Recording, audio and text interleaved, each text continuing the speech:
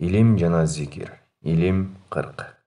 Абдулла бин Амр бин Аз радиаллаху анхудан риваят. Мен пайғамбар саллаллаху алейхи вассаламдын мындай деп айтканын уктум. Алла Таала илимди адамдардан ажыратып, өзүн эле алып көтөрүп кетпейт. А илимди билген аалымдарды өзүнө алып кетет. Ошентип адамдардын арасында бир дагы аалым калбаганда, алар өздөрүнө наадан, сабатсыз башчыларды шайлап алышат.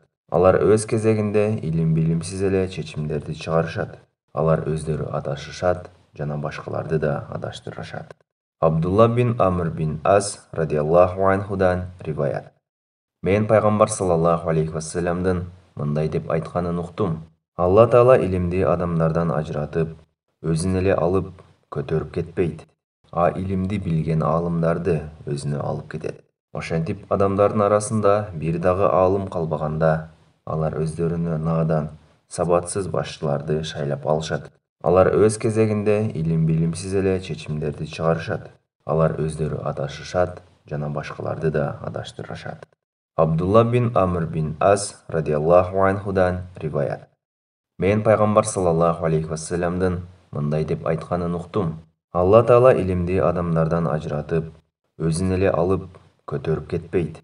А илимди билген аалымдарды өзүнө алып кетет. Ошентип адамдардын арасында бир дагы аалым калбаганда, алар өздөрүнө наадан, сабатсыз башчыларды шайлап алышат. Алар өз кезегинде илим-билимсиз эле чечимдерди чыгарышат. Алар өздөрү адашышат жана башкаларды да адаштырышат. Бухари